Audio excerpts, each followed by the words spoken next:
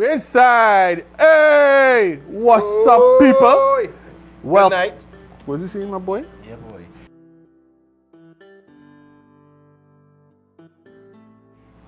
First up, our apologies. The show really is kind of weekly-ish because we just damn slack. Everything on me tight. I'm just saying. I'm just saying. But no, seriously, welcome back. Thank you for having patience with us. We had a lot of little teething issues. And we still having them. But we don't foresee that going to change anytime soon. But we get a couple fans, Karyssa, I'll let you know that, first of all, let me pick up my wife, Karyssa Rahim. She hasn't seen any of these videos. She just knows I'm doing this and trusts that this is where I'm spending my time. True. But Karyssa, Leo Will, a couple other people come out and say, boy, the man want to know where episode 1. Some people agree, some people disagree, but you know how it's good. Righty. Right, so TT Gameplan is back. That's right. Your weekly show with your boy Dennis Taye Allen and Chris the Guru Gill. The two most good-looking reddish men on internet right now. Wise sportsmen. We are like two wise men. 2.5 wise men. I come from South, he come from East-ish. Yeah, Motown, baby. East-ish. West side up, Motown down. No, but seriously, right now we are on the reddish couch. You might have noticed. We taking a little squat in my boy Make It Happen's red couch zone here in Port of Spain, the home of Hot Soca Records. So you can look out for that as well. I do a show with Make It called Talking Sense with Taye. It's usually a Tuesday night, sometimes Thursday. We're still having little teething problems there as well, but you can look out for that. I'll put some links in the description below so you can check it out. And I want to say thank you to all the new subscribers to the channel. Yeah, we've had like some new subscribers. I will mention you all as well. You will see a little ticker. And I really appreciate it. We follow back here automatically.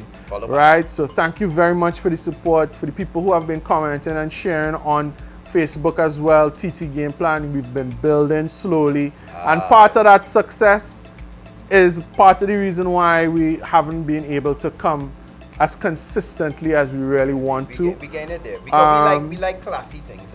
Yeah. We like to do it best. And of course, we want to shout out at the top of the program, Karyssa, Babwah, you've been doing excellent work with us, doing our edit. Thank you very much. You know what I mean? Thank you, Karyssa. Yeah, Karyssa spends at least 3 hours in our company every week editing this show.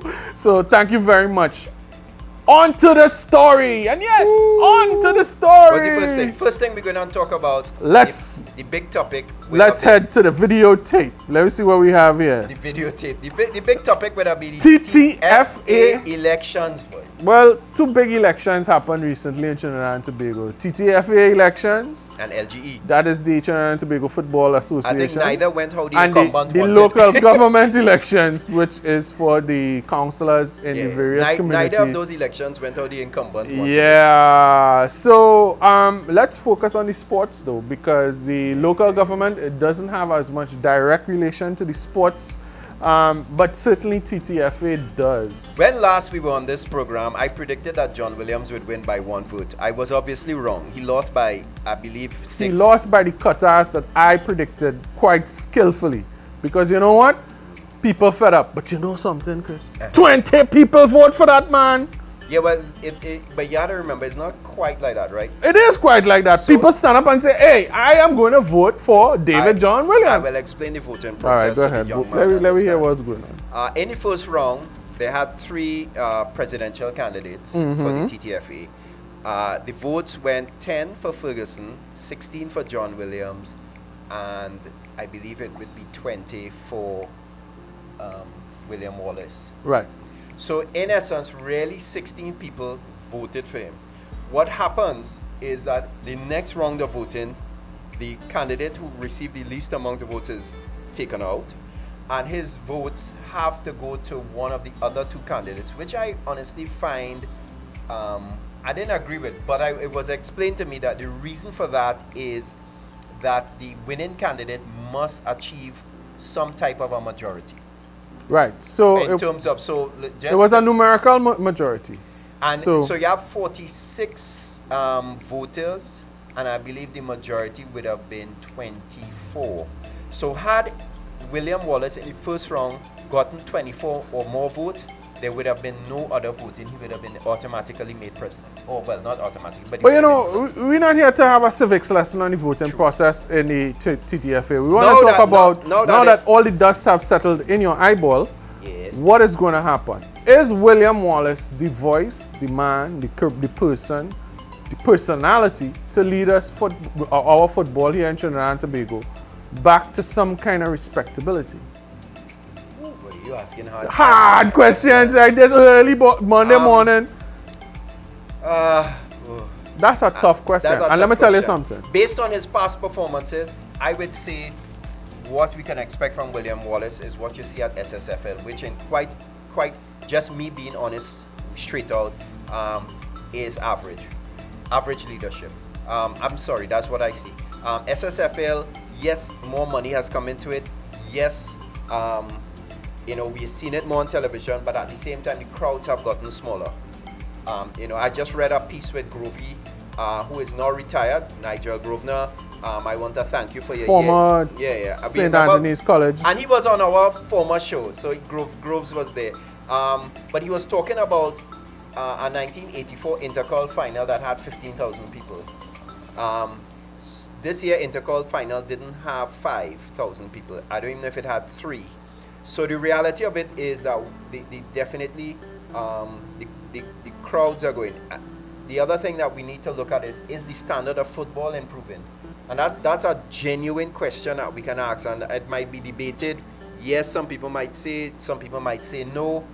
And there are other things that need to be looked at. So women's football. Yeah. So if you're and I think in the intercol, in the secondary schools, we have had more women's football, and it has been given more priority and definitely been showcased more.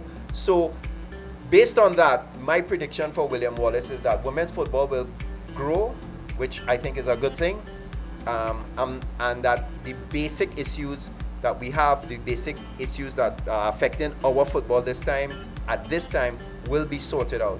Would we get better than that? I don't think so. But that might be all we need for the next 4 years, because that might take 4 years to fix. 20 people vote for David John Williams. Yes. And if you would have noticed in the reporting that came out after the new executive went into the offices, the home of football was opened, and it didn't have insurance. It didn't have fire services approval. Which is a perfect segue into number 2. Hold up. Don't let me run to number 2 yet. After that, also what was discovered was that, and I don't know if you knew about this, but it was reported, Brent Sancho had a lot to say. Brent, here's my boy, despite, well, you're still my boy, die nothing. That the Pro League That's the same Brent Sancho from former minister of Central FC? Yes. Yeah, Brent, you owe me a t-shirt from Central for the last show that you send your people on, and I'm leaving, and I'm not leaving that just so. You have a polo for me. Brent Sancho made this. Brent made the, well, he was talking about it. It was reported, and I believe it has to be true now, that the Pro League teams are not going to be able to enter the CONCACAF Champions Club tournament for this year, for a second year in a row, because Trinidad and Tobago Football Association's General Secretary and or Executive failed to enter or do the proper paperwork necessary in due course. That's a FIFA club licensing issue. I went to a FIFA club licensing seminar hosted by the University of the West Indies, and I will tell you something.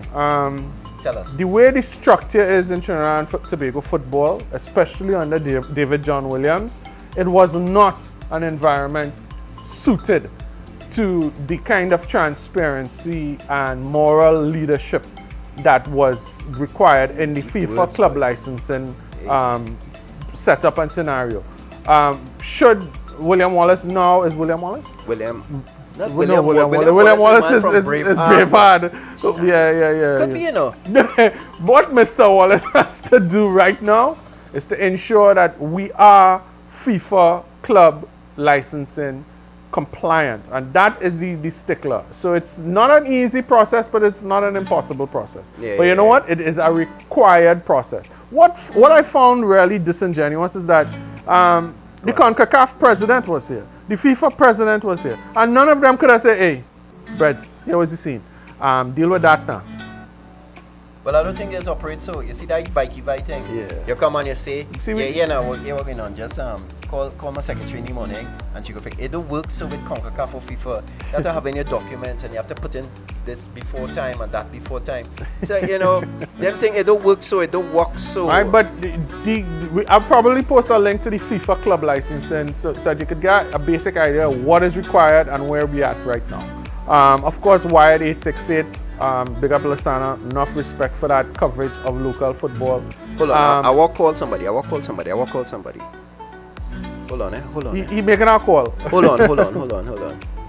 Let me see. Who's this calling? There's somebody that might help David. Might be able to help David. Hold on. Your wife? Nah, Karyssa, what's up? She wouldn't even think about My it. girlfriend, Rennie? Nah, she shouldn't think about that. Nah, Before saying, you don't have credits to make this call. God, nah, like, Yeah. What the hell? We'll try to make that call as we go along. Right now we have item number 2. This lawsuit loser, David John Williams. I feel like if I was only be talking about David John Williams on this show. Why is that? Because you're always Maybe because you're always talking about. Well, we won't be for much longer. Trust me. I think it was amazing that he lost 3 lawsuits in a row in 3 days. And I think that was the final nail in the coffin. Really? Yeah, I think honestly, now he has or it is reported in the newspaper, so let me say it's reported in the newspapers that he is saying that the second lawsuit that was reported lawsuit for him, which is Venture Credit Union, that he, through his lawyers, this is again, I've read in the papers, he is saying that is, he believes, the main reason why he lost the TTFA election. David, no.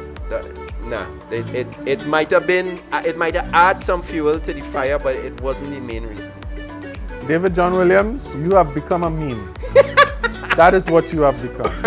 And I will tell you this: when I first met David John Williams in person, I was impressed with his ideas, with his passion for football. He still is. You know what? He had a certain amount of charm. He does. Now, my brother, you need to just figure out what your life is going to be about, because clearly you're missing something.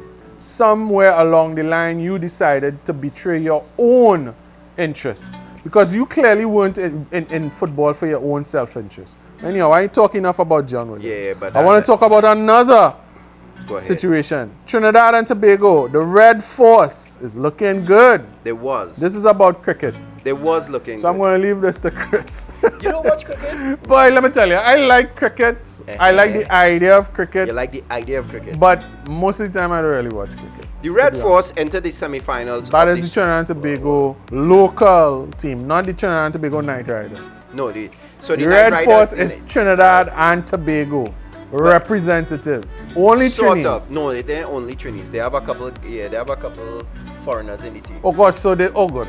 Listen, you see, you don't. So this is the 50. There's the 50 overs thing. Yeah. And they have players imported now.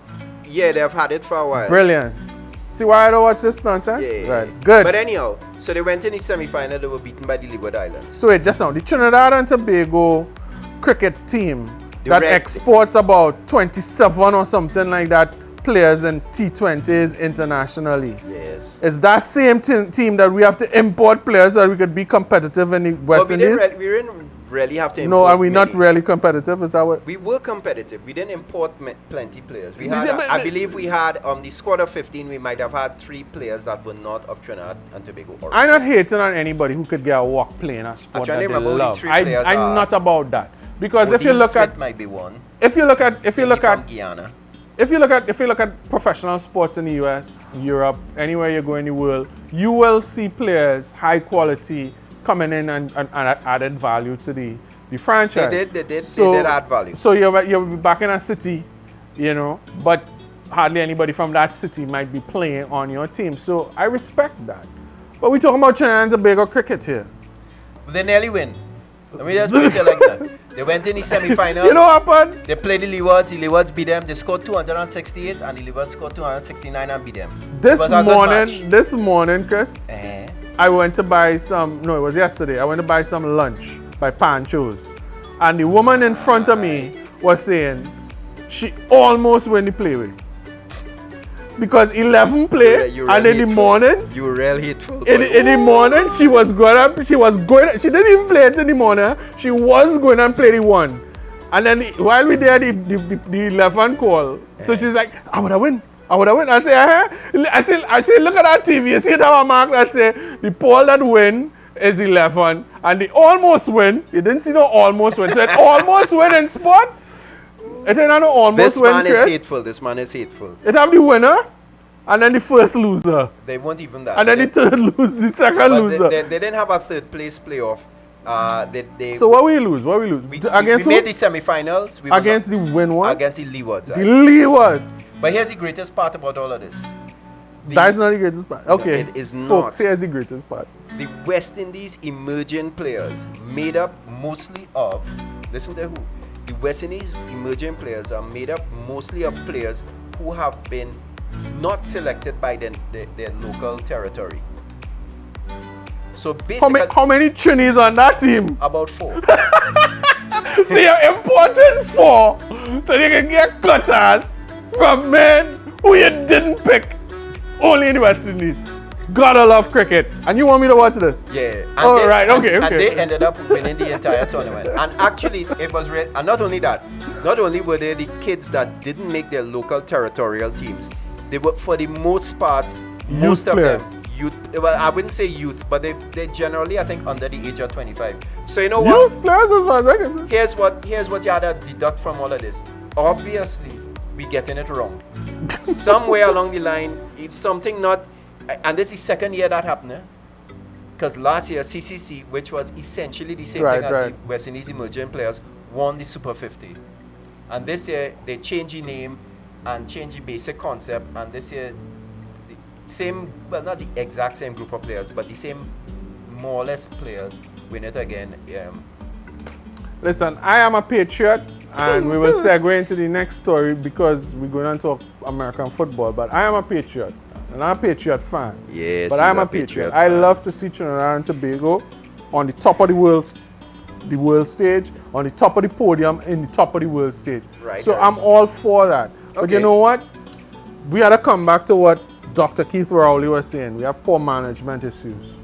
We have poor management issues. Keith, because you might have to look internally at that. Keith was very prophetic.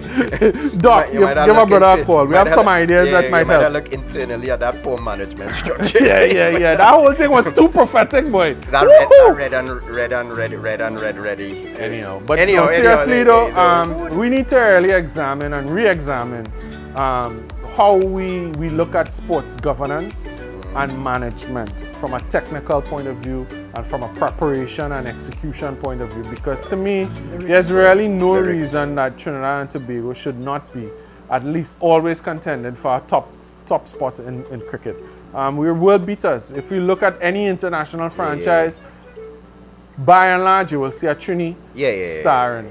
Hey, by the way, as we on cricket, I see this fella Sunil Narayan have a GTR. A GT who? Skyline GTR? Is that what it is?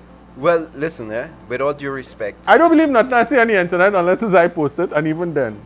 But I see him posing in a garage. It look like it's here in front of a GTR. The reality of playing in the IPL is big money one. Somebody like Sunil, Karen Pollard, Dwayne Bravo, some of those other guys, minimum they probably make about $500,000 US for that period of time. Sunil wasn't a 750 player?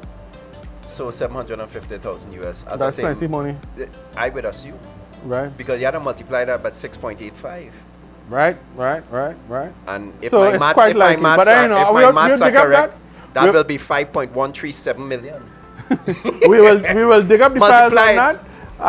And if it is so, Sunil, I hope it's my brother. Color. Don't paint it gold or some kind of purple on thing. I think it's the silver. Anyhow, we'll get to that. It's a good card. The Patriots. Can anyone beat the Patriots? Apparently they get legs. When did you bring these show notes from, man? Yeah, but I don't know. But they get licks. Anytime we talk and I write them notes, they get licks. They get licks. The record is now 10-2. They get licks. And that's just another team But that you know, has not called Colin Kaepernick to play. Nah, but they have a quarterback that they don't need Colin Kaepernick. I mean, that's the truth. He had what, 5 or 6 Super Bowl rings.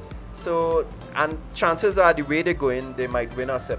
Or he This might fella, win a 7th. Drew Bledsoe still have a walk in the Nah, you will.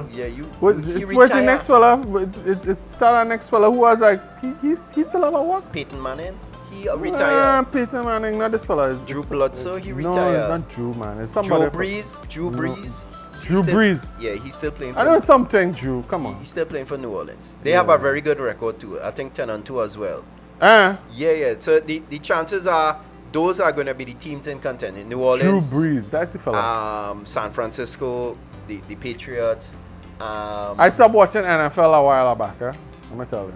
Seattle Seahawks. They a few of them. Why you stop watching NFL? As I say, Seahawks. This guy who died the other day. Who's that boy? Who died? Who shoot himself, boy? Oh Who's gosh. that boy? Seau, Junior Seau.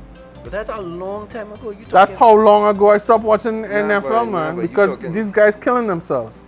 I don't like that. I ain't like that at all. Yeah, but it Nah, it's no but for that. My brethrens. All kind of sports had happened. Nah, something had to happen, man. Something had to happen. You can't be killing yourself every Sunday for people just to sell some t-shirts. That ain't right, my brothers. That ain't right. Nah. But I think a lot has changed in the NFL since. They changed the rules, they changed hitting rules, they changed... I still see, I don't watch games, but I watch highlights. Yeah, but they changed a lot of the rules. I know, man. A lot of people say they're making it soft. I do agree. I like that. You know what? Because these guys are big, man. I'm a big guy. Chris is a big guy. Nah, we looking small on your TV. They're huge. But these guys is swole. If you ever really come face to face with a real, full in-season NFL player, my brother, my sister, generally these guys 350 is pounds. Huge. Huge. All right. Where's the next one? Boy. Jose is back. The special one. Not special short bus special. He is in charge of a special team. You like that team? Who is it? What going on? You don't know who's it's that's who they hire? They leave what doing in Pochetino. They fire Punch. Yeah, they fire him. Yeah, they fire him. Well, if people is really... Chris, we should put up a hotline. Any sports management of any organization, anywhere in any world, any sport, we putting up a hotline. Call Chris and Taye before you make these stupid decisions. Listen, Jose Mourinho is a great talent. He been a winner at every level. Good. But you know what? He's a bit of a personality that rubs you the wrong way. You ever porn a drawers and like it have a seam and ride in you some way and you twist, it can't settle right on you. It has happened. It is a bit of a distraction. You know, it might not be. So you think that Jose Mourinho at Tottenham is a failure? I think it is a foregone conclusion of a failure. I think in the recent years, Jose Mourinho has not just lost his touch. Draws that get slack. He has suffered from the same problem that Arsene Wenger had, which is basically that everybody's figured out what he does and they've now counteracted him. I think he's a brilliant tactician, but he needs too many of the types of players that he wants in his system. And that evolution for the team to get to his team from what he inherits to get to where he needs to have all the different players, it's not going. That transition is going to be. It's too much of a exposure to loss. Where was he last? When? Can't remember, but I know he left. He was at Chelsea. He left Chelsea. He went to, was it Inter Milan? Right. He went to Real Madrid. And then he went to Man U. Was it Man U? He might have somewhere in between there. You know? Man City. Was it? No. But he went. He might have gone back to. He didn't go back. Porto. He would start off at Porto. Then he go back to Chelsea. How much times he was manager at Chelsea? I might be wrong, we just trained. Let me say something. But he went to Man United. Now, he did win at Inter Milan. Right. I can't remember if he won at Real, but I'm pretty sure he did. he obviously, I think the whole Man United was a little bit of a failure. Which is what I'm saying. People have started to figure out his mojo. The problem with these guys right now is that they were such luminaries. Everybody wanted to be them. All right. Everybody was taking their notes. So if you have... As a sidebar, you know they fire Arsenal, fire Emery, right? Yes, I saw that as well. So what you think about, who you think Arsenal should hire? As a person who is sitting down next to an Arsenal fan, I want to be as gentle as possible. I think it really doesn't matter. Same cut ass. Same cut ass. This is what I say to Arsenal fans. This is what I would say to Manchester City fans. He's a hater. Liverpool fans. Liverpool winning the league just get accustomed to losing. Liverpool is winning the league this year. Yes, possible. You know, Liverpool has a storied history. All of these teams have storied histories. The problem is the fan base have these lofty expectations based on a history and not on practical reality. The practical reality in world football is you need to have at least 3 or 4 difference makers on your team. You need to have the sports science in your locker room. You need to have the management that is willing to put in the kind of money. And when all those things not aligned, it doesn't matter who you have as manager. It doesn't matter who you have there. Because that person is just going to be scapegoated. Right? Nobody, we're not going to see another Sir Alex with how much, 26 years of service. You're not going to see that anywhere. That is an anomaly. It was an anomaly for him. We might see 26 years of service out of Dennis Lawrence. He rated going at. It's possible. That was real. Hey, give me a tissue, man.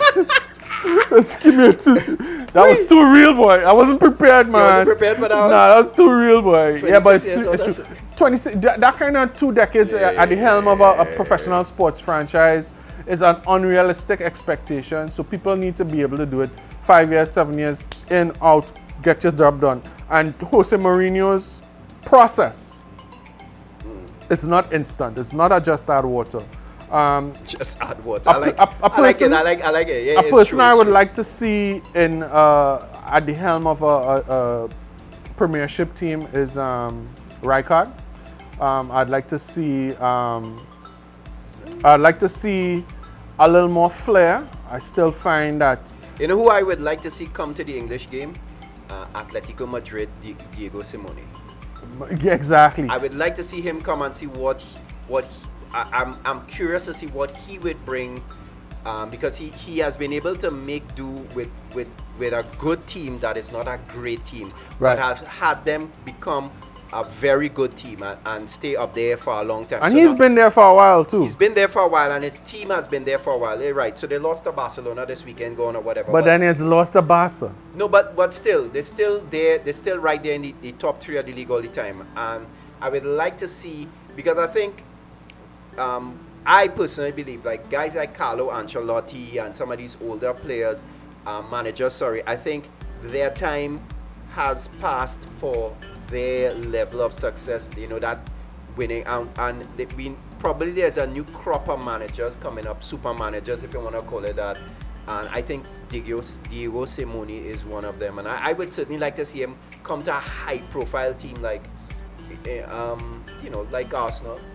Yeah, I remember where these teams are based too. You know, Tottenham is a work team. It's like a workhorse team. It's not a. These are tradesmen. The fans of these teams are tradesmen. These are the middle ground of UK society. So you know you're really looking at trying to please a fan base that is really direct and honest about their ambitions. You know, they're not into the $2,000 skybox and champagne, and they're not into that. You know, these people, they're coming in there, they're workmen, they're leaving their job to come and watch the match on a Saturday or a weekend or whatever, and they want to see good quality football on the pitch. And really and truly, if you look at the lower ranks of English football, you're not seeing that. You know, England as a football team, you're not seeing that. You know, so what you will need to see is investors coming in. And where are those investors coming in? From places that people like the UK like to bomb on every weekend. So you need to stop bombing people so that those people can have some money. Imagine a world where the Middle East had more billionaire investors. Come on, half of these UK teams would have money. Think about it, Chris. Yeah. But as you say that, to one last point is the other day I looked at a match and they pull up the starting lineup. I believe it might have been for Arsenal.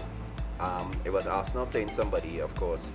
And interestingly enough, of the nationalities on the actual starting 11 for Arsenal, only 4 were English, or 3. And on the other team, actually only had 1.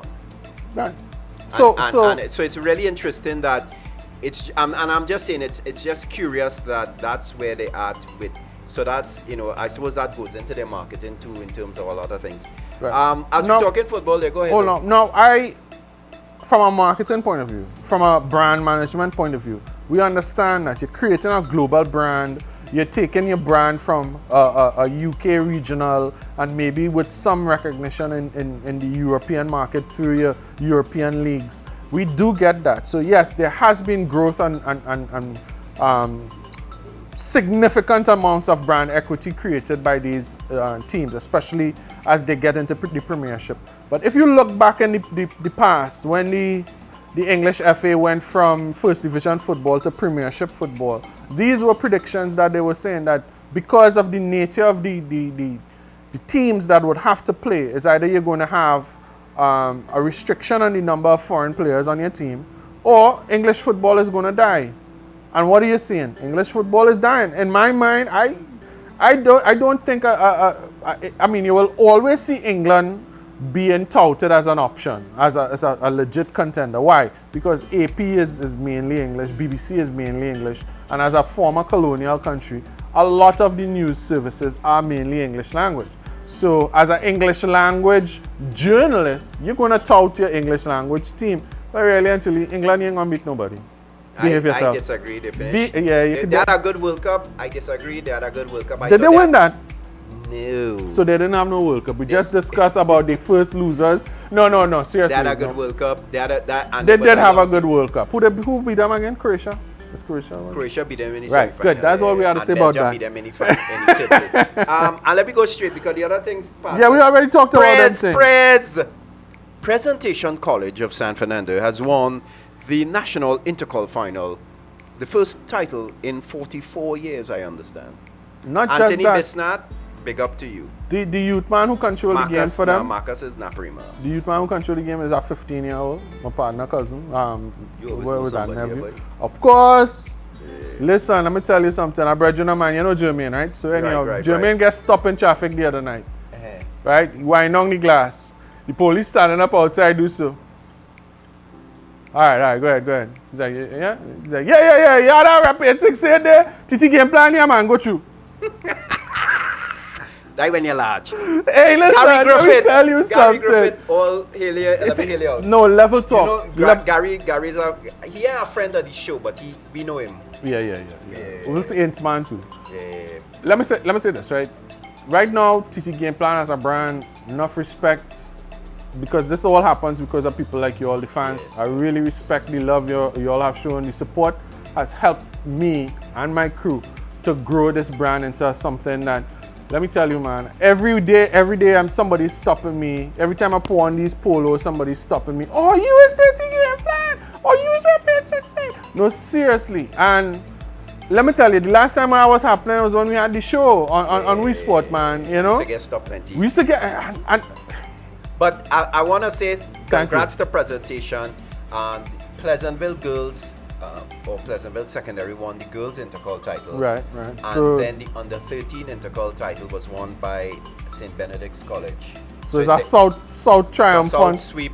So doing something that the Port of Spain boys schools definitely need to start. You know, the Port of Spain boys schools used to have the formula back in the day. And a lot of the other schools adopted and adapted part of those things into their own culture of football. Right. And now we're seeing that the Port of Spain boys schools need to adjust their own reset, full blue screen. The only North team that might have, over the last 4 or 5 years, let me say 6 years, that might have given the South teams competition I think Sawa would have been one that might have won a national intercol 4 or 5 years ago. Yeah, but that's not no. That's a East team. St. Anthony's. St. Anthony's is the only North team that really. Yeah, they might have been in there. East Mukurapo made a final a year, and I can't remember if they won. I think they did win. They did win a national intercol title a year as a rank outsider. Again, that might be more the exception than the rule. Outside of that, what you would have is in the actual league itself, Naparima presentation would usually finish 1-3 or 2-1-2. So that in itself has been showing that the South teams, and I went to Naparima College. I remember doing a show, going down there, having conversation with the manager, and him talking about the fact that the kids are all still in school. 5 levels or more is literally what is the standard for you to still be on the team. Yeah.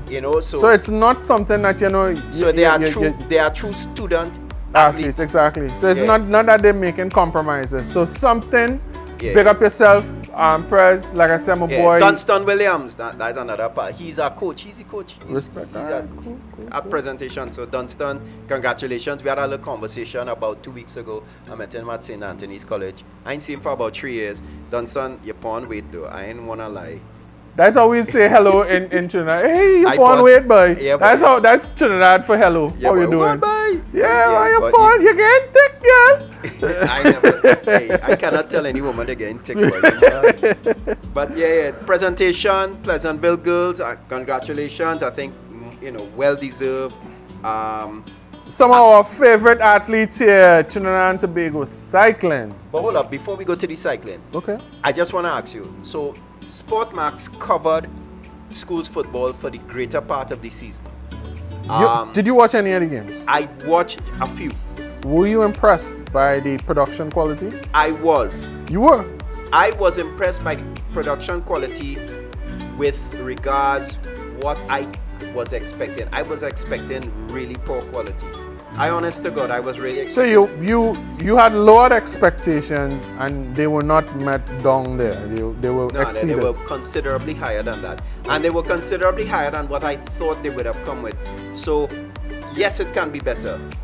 There's no two ways about it. I think like the halftime scenario, they need to work out a little better. The commentary always, our commentators still have that radio type commentary when you're looking at football, and it needs to be a little different. But outside of that, I thought the angles, the shots, things that you could see, a lot of the angles and things, and the editing and so on, and the direction was really good. I saw a couple of highlights. I don't want to say I was disgusted, but I was not entirely impressed, Chris. To be honest with you, I think that a little bit of work needs to be done still. Some of the production quality, the values, need to look at. You really need to figure out where you want to take this thing. I do respect that we are evolving our product in a market that is very difficult to get cash out of. So I do respect the constraints you're working under. I still think that maybe somebody needs to come in and take a look at what you're doing and what is being done in terms of Sportsmax's production equation. I think it could be a little better in my mind. Given the same resources that you have, I think it could be a little better.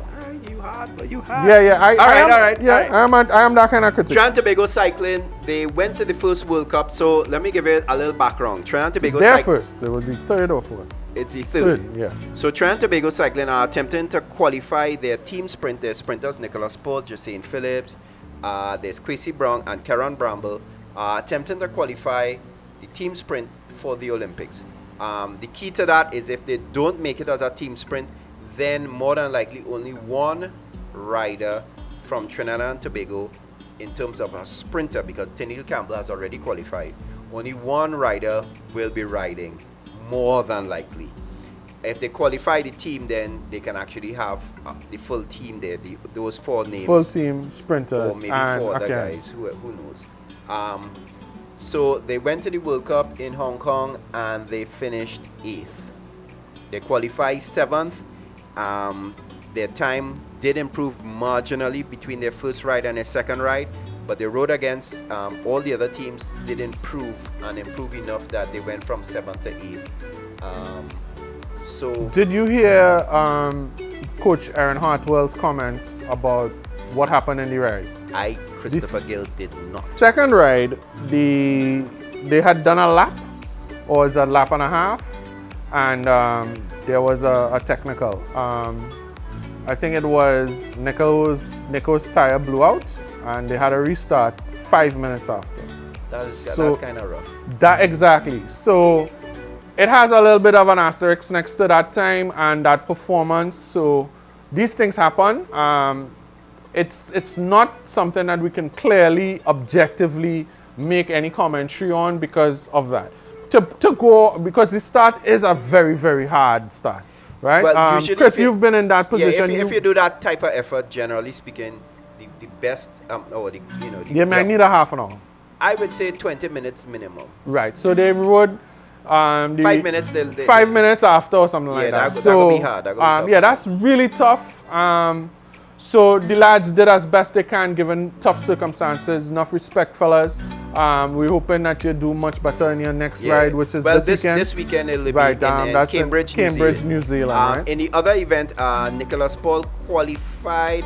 I believe he qualified 6th or 7th, but then in the quarterfinals, no, not the quarters, in the 1/8 finals. So he got knocked out. Yeah. He got eliminated. Again, for people, was that by one of the eventual finals? No, I think he got knocked out by a guy that might have gotten himself knocked out into the top 4. The reality of it though is that what you're gonna start seeing is, and if you looked at this World Cup, all the top guys weren't there yet. Guys, there were the difference between qualifying 4th and qualifying 10th was 9.7 and 9.7.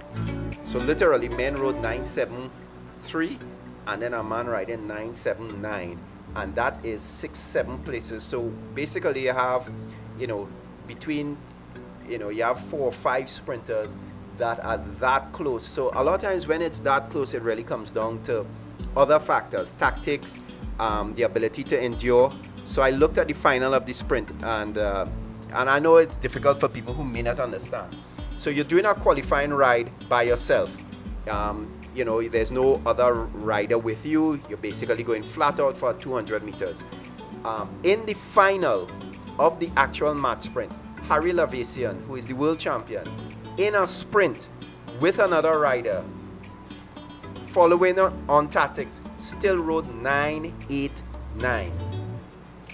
And that is his last sprint for the day. So that is after he has ridden a qualifying in the morning, a ride, then he's ridden another ride, then he's gotten 2 rides in the quarterfinals, 2 rides in the semifinals, and 2 rides in the finals. And that is what people need to start to understand, is that is how hard it is. So it's not just the fact that you have to ride a fast time, but you have to continue to ride fast times. Whole day. All the way day in, day out, whole day. So the guy that was finishing 3rd, he was riding 10.1 and 10 flat in his winning rides. So the times are that good. Right. When you're trying to win a sprint down at the end. So. Right. So that's just another concern. And we had Bramble in the current. No, we had Kwesi Brown in the current. I fear for Kwesi Brown, and people will say, "Well, Chris, you ain't like he," and all kind of thing. They will say all kind of thing. Kwesi Brown. The reality of it is. And I did some research and I looked up the qualifying process, because I was thinking to myself, maybe I didn't have it right, and I did not. I had previously said it was the top 8 teams, 2 riders from each team qualifying for the match sprint and for the Karen, so you have the 16. That still holds. But it is then, thereafter, it is the top 7 people ranked in the sprint who are not part of that 16, and the top 7 people who are ranked in the Karen that will qualify for both the Karen and sprint events. So it's only 30. So the reality of it is Kwesi Brown has to qualify in the top 7 riders who may not be part of the top teams in the top 8 teams. At this present time, he is borderline, and I think what's going to happen over the course of the World Cups is that a lot of countries are going to look at their individual riders and say, you know what, we can throw a rider into this spot. So for example, Canada, Hugo Barry is not riding sprints at all. He is only riding Karen with the objective of getting into that top 7 and getting to the Olympics. Many other countries are going to do that, and I think that is going to be difficult. There is where the difficulty lies for Kwesi Brown. Right. I think his quality is not as such that he can hold off guys like that, Barry, and there are a lot of other guys who's, Dennis Dimitriev, and many guys who might decide that's the route they're going to take. Right, and it's not easy. So nobody's hating on anybody. We're all like really big fans. The fact is, it's a difficult road, and we're just being straight with y'all. All right, this is not a fanboy show. We gotta keep it real, right? So that's what's up right there. So sometimes we might say things that might be like, "Oh, good boy, where's your scene, boy?" But you know what? The brothers keep it real, and we don't always agree. Like I don't know. I think the boy could make it. I'm just saying. But like you think I just. But then I'll be real honest with you. I see the kind of work these guys have put in, and I feel like the universe should reward them, man.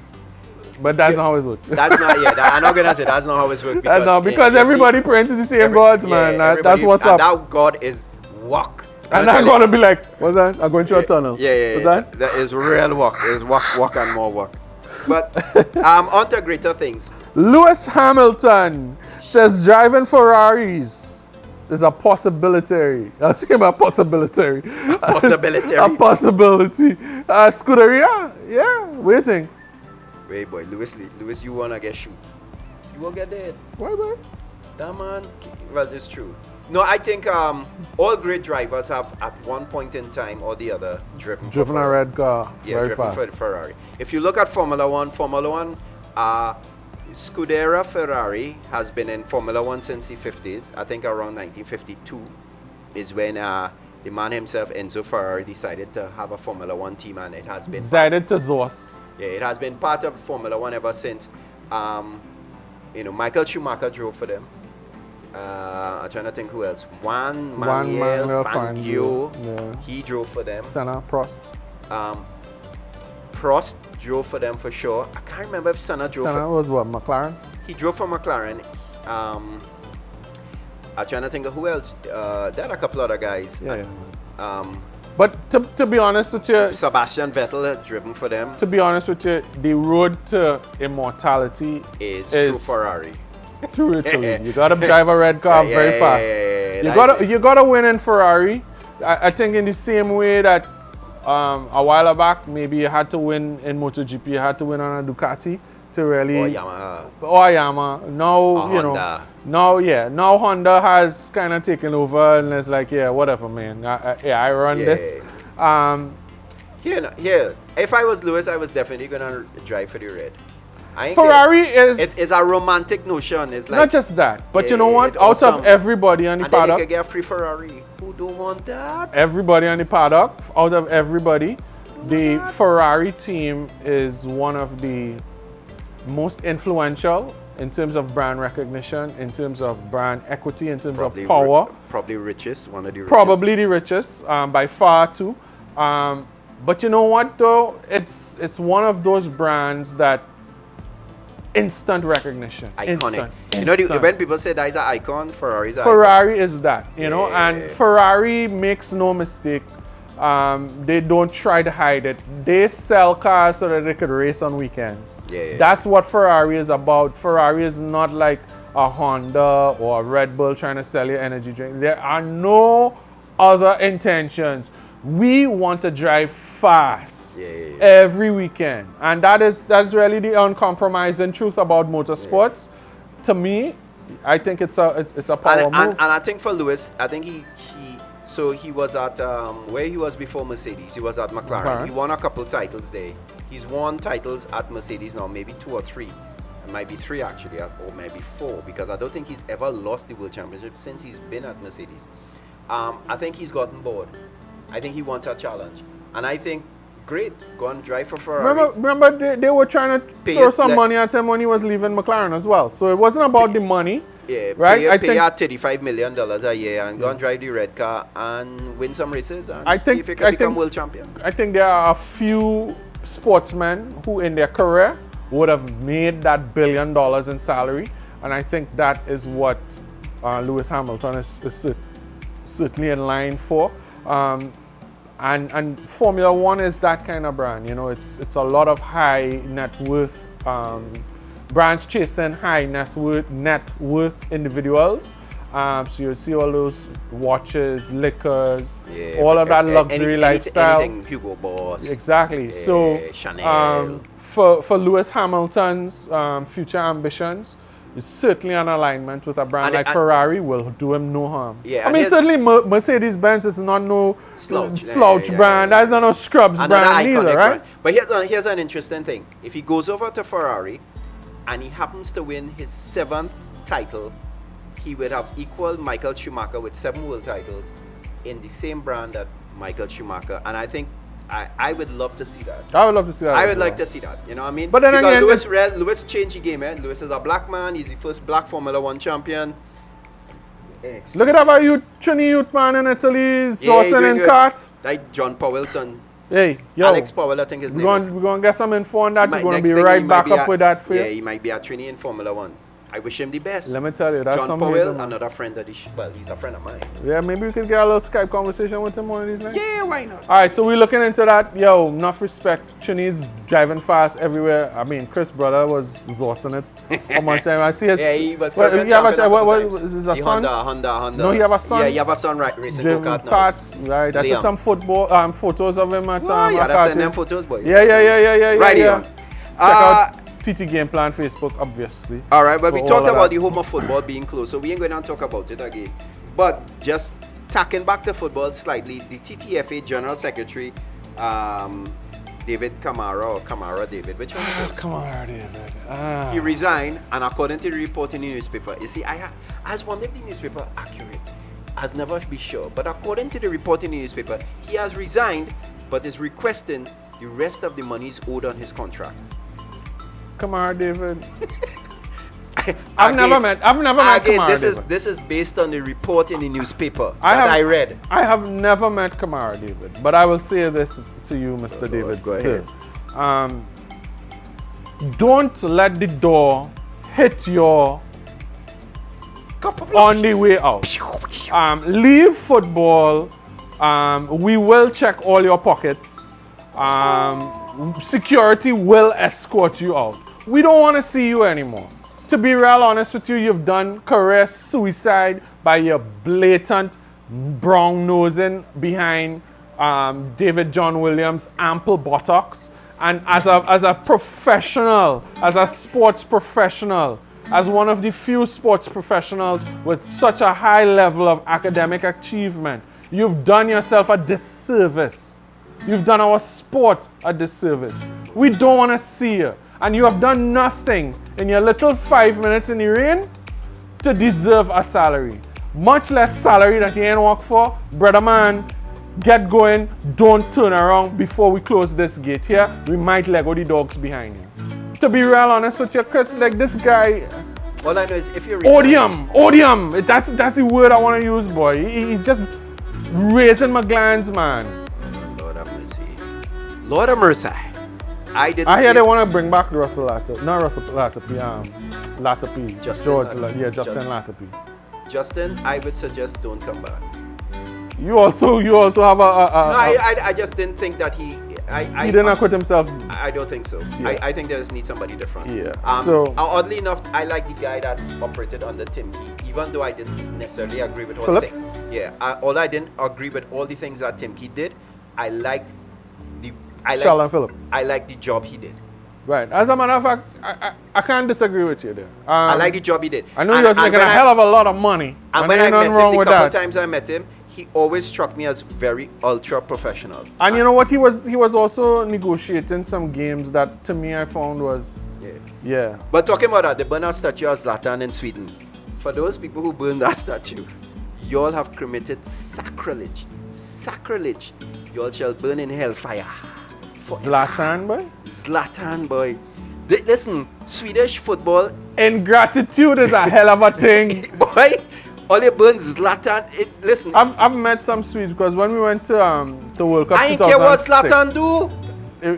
We met some Swedes, and as a personal face-to-face, I'll have to say Sweden is a wonderful country. Yes. I've made some lifelong friends with a couple of Swedish people, and to be real honest with you, I would love to see that that left-leaning kind of race-based identity politics kind of stay out of sport, but unfortunately it has become more pervasive in some of these Scandinavian countries. And this is a kind of blowback to an increasing wave of African and Middle Eastern and East Asian immigration into Europe, and because of European policy, it's been like sprinkling black pepper all over your pizza. Sweden as a country, a lot of these Scandinavian countries are what we would call racial homogeneity. So you'll see a lot of the same looking people there. To see a bunch of people who are not like you, and Zlatan is an immigrant. Bosnian, was it? Yeah, I think it was Bosnian. In that Bosnia-Herzegovina war, the breakup of Yugoslavia, those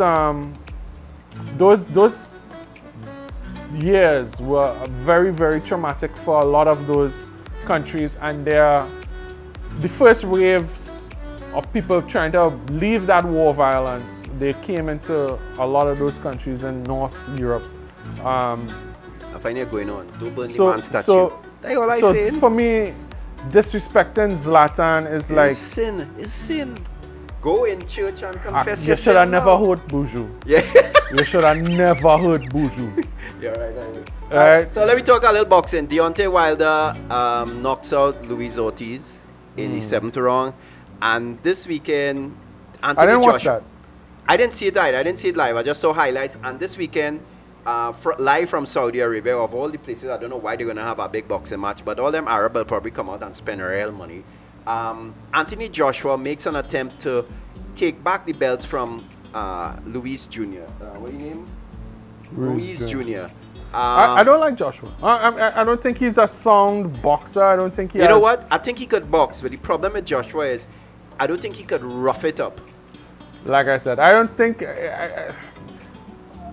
boxing is another one of those things that I've had a lot of difficulty with over the last I don't think he might lose the match. Hey, by the way, Caribbean Championship boxing is going on, I think, this weekend. It is? They're getting money? So we're going they to were look at supposed to get money, but they were saying that there wasn't getting money. Then they said they might get the money. Then they said there wasn't getting money. Then they say, I think it's on, though. I think it's on, man. All right, well, I'm glad. That means they're getting money. I'm glad for them. Yeah. So who you, Ruiz Jr. or Joshua in the rematch? That's like... That, for me, that's like... it's not Tyson. No, seriously. Let me tell you something. The last set of boxing I watched, I've been watching Tyson fights, man. I've been watching a lot. Have you seen Deontay Wilder? The man is a little wild. He a little uncouth. He a little unorthodox. He's scrappy. I've been watching Tyson fights. But he could, right? but he could hit. Let me tell you something. Tyson fights. Yeah. If you're a boxing fan, don't watch Tyson fights, because it will be like calling your ex or something. You'll be like, you're remembering all them good old days, but like, where have we gone now? Yeah. You know what I mean? But you don't want to listen. I don't like Joshua. I don't think he's. I mean, haven't seen Mike Tyson walk through this thing like a dosa center. He would have walked through these new fellas. He would have walked through these new fellas. So for me, it was be like, what am I watching? Why am I watching this? I've seen Tyson fight. It can't get any better than that. Right now, Joshua say punching like a horse kick. That's not the part of the horse we got to worry about with Joshua. Close to the kick, a little higher up. I don't think it's going to happen for him, but somebody ought to win that match. I think even if he does beat Ruiz, I think he can't take a punch, and I think if Deontay Wilder hits him with one good punch, that's it. Lights out for him, yeah. Yeah. And Deontay Wilder could I punch. think Wilder might probably do it. I think Wilder might do it. Wilder next match is against Tyson Fury. Wilder might do it, and I think Ruiz might do it as well. All right. So that's my picks there. All right. So one item of oddity. The 49ers have suspended a broadcast analyst for the team, the San Francisco 49ers, because he made a remark that... I'm going to read it. Because why read it? He suggested that Lamar Jackson of the Baltimore Ravens is so dark that gives him an advantage when doing handoff plays, so that the other opponents can't see the football because the football is dark and he's dark. Why? They allow. Wait. What am I going to say? I don't know.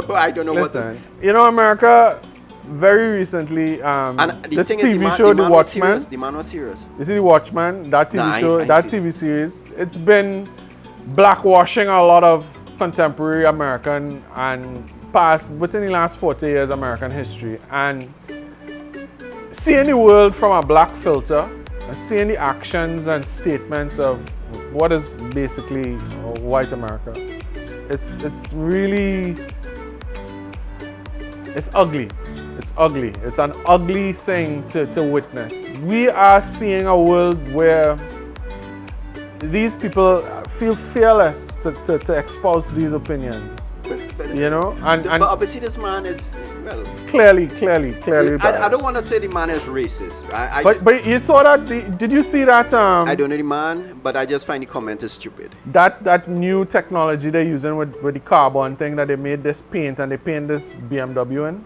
It's called ultra black or some kind of thing. It's like the blackest black it could find.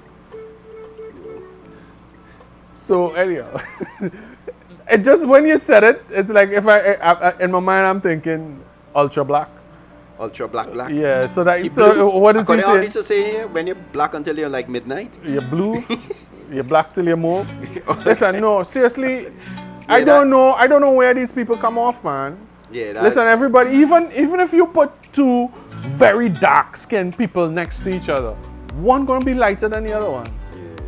And It's and the American football, just for those who don't know, it's brownish reddish. Yeah, kind of more red than anything. So that really do add up. I kind of more be brown. Yeah, kind of thing. Yeah. So it's kind of stupid that you really only get out of American So mainstream. anyway, he's been suspended, I suppose. That team has had enough trouble because that is where Colin Kaepernick used to play. Right? So, they just attracting attention. Folks, honestly, we didn't even realize, but the hour has come up. It has elapsed. So once again, this is episode 3. I'm Chris the Guru Gill. This is my good friend and sidekick, moral compass, and the good-looking one, Dennis Taye. So remember, if you like the show, even if you don't like the show, just support your boy now. Where you go to? Yeah.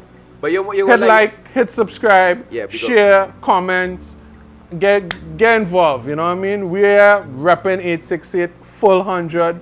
24/7, 365. That's a lot of numbers, and I know you're not good as math, as good at math as I am. So what we gonna do? Come back in about 7 to 9 to maybe 10 days. We will be back. Yeah, all right. Next week. So but main thing again, like I said, we really apologize for the inconsistency with the upload but we coming times. out. We coming but out. we trying to get better at that. So it's your boy Taye, Chris. Guru. We out. Thank you much. See you later. Bye bye.